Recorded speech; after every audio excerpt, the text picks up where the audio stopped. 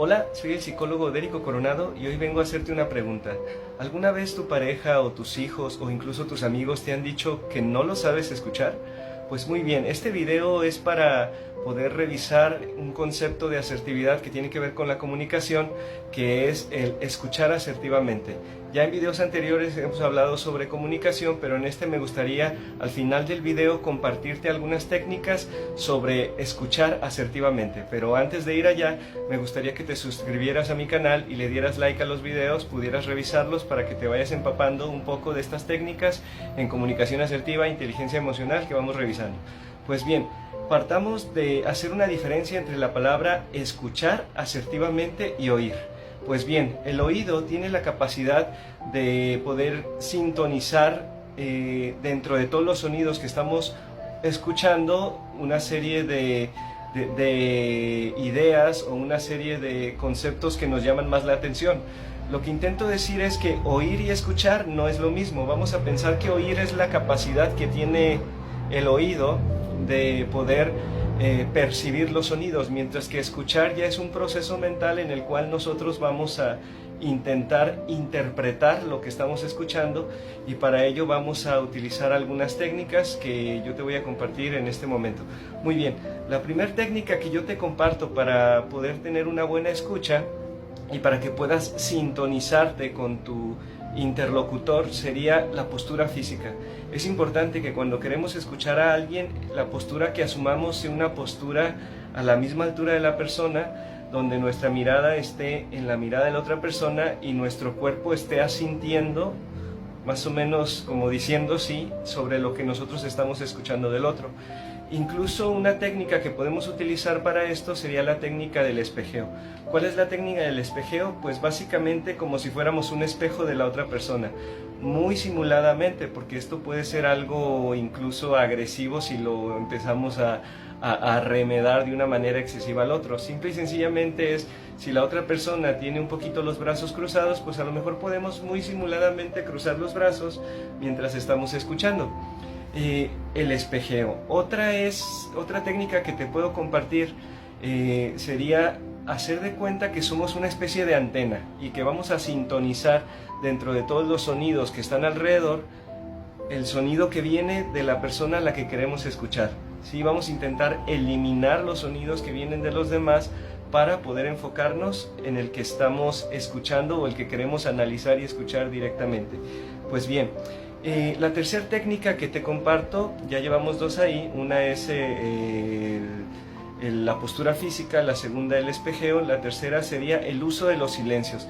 ¿Cómo se usa esta técnica?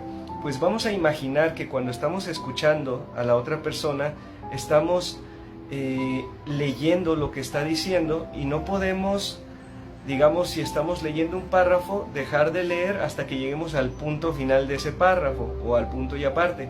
Para eso tenemos que usar el silencio y poder identificar al momento donde la persona terminó de escribir con su voz.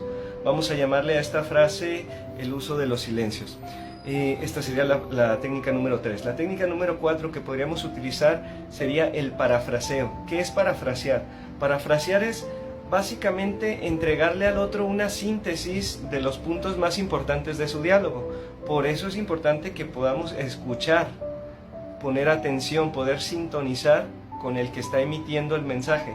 El parafraseo básicamente es regresarle al otro un resumen de lo que nos platicó. ¿Sí? Y muy bien, quinta técnica que nos puede ayudar es utilizar la empatía. Intentemos identificar en el otro, mientras nos está platicando su situación, qué emoción sintió esa persona cuando vivió esa experiencia, y podemos de cierta manera regresarle a la otra persona a manera de pregunta una emoción. Ok, yo me pregunto si cuando viviste eso te sentiste estresado. Ok, cuando tú me comentaste eso te sentiste feliz o contento. O ok, eso que me estás contando suena a algo que podría producir mucho miedo o mucho enojo. Es mencionar una emoción, ¿sí? Pues bien, estas técnicas que te acabo de compartir son técnicas para poder desarrollar una escucha más asertiva y hacer que la otra persona se sienta más cómoda con el diálogo que está teniendo contigo. Si deseas aprender más técnicas de comunicación asertiva, visita mi página de YouTube para que pueda compartirte más técnicas. Hasta luego. Hola, soy el psicólogo Dérico Coronado y hoy vengo a hablarles acerca de la teoría del triángulo dramático. ¿Qué es la teoría del triángulo dramático? Es una teoría propuesta por el Dr. Cartman que habla acerca de cómo algunas personas ante ciertas problemáticas en nuestra vida asumimos algunos roles o algunas funciones. El triángulo tiene 3 puntas que son básicamente, digamos, 3 personajes: el personaje del salvador, el personaje de la víctima y el personaje del victimario. Y muchas veces cuando estamos hablando de un problema que estamos enfrentando, estamos asumiendo el rol de la víctima. Cuando asumimos el rol de la víctima es porque estamos colocando en el rol del victimario a alguna persona, ya sea, por ejemplo, una persona que nos abandonó, que no nos ayudó o que no nos entiende. Y también sucede que estamos buscando inconscientemente un personaje que haga la función de salvador. Solo que ese salvador tendría la función de resolver ese problema que nosotros no estamos logrando resolver. El rol del salvador en este triángulo es algo así como un ladrón de problemas. ¿Qué quiere decir un ladrón de problemas? Alguien que no te permite resolver tus problemas haciéndose los propios y en el proceso colocándose en una posición de superioridad y capacidad frente a una víctima que es incapaz de resolver. De cierta forma no le permite descifrar la forma de resolver sus problemas y madurar. Digamos que de cierta manera es una conducta infantil, en el sentido de que los niños, cuando no logran resolver algo, normalmente buscan que una figura paterna venga y les resuelva. Aquí entra el dicho que dice que no es lo mismo enseñar a pescar que pescar y dar el pescado en la boca, ¿sí? Entonces el triángulo del salvador, la víctima y el victimario, digamos que son roles o funciones que después se van a ir rotando. Es decir, si tú llegas a salvar a alguien que tiene un problema, después esa persona te va a responsabilizar a ti de las consecuencias de la solución, no reconociendo en sí mismo la responsabilidad y el papel que están ocupando en la creación del problema que están enfrentando, y por lo tanto no madurando y no logrando encontrar las claves para resolver su problema. Quien es salvador comúnmente va a ocupar el lugar de la víctima y la víctima va a ocupar el lugar del victimario. El problema del triángulo del salvador, la víctima y el victimario es que cuando tú entras en alguno de estos 3 papeles, comúnmente terminas ocupando los otros 2 roles. Entras como salvador, luego terminas como victimario y luego como víctima. ¿Víctima de quién? De quien tú quisiste salvar.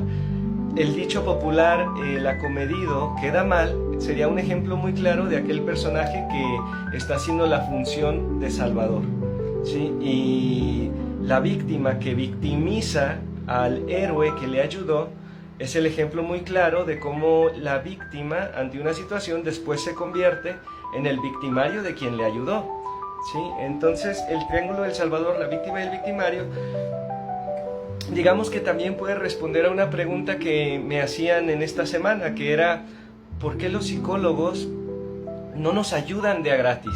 ¿Por qué no nos ayudan sin cobrar? Y es que el pago del paciente ya de entrada es un esfuerzo del mismo paciente por resolver su propio problema.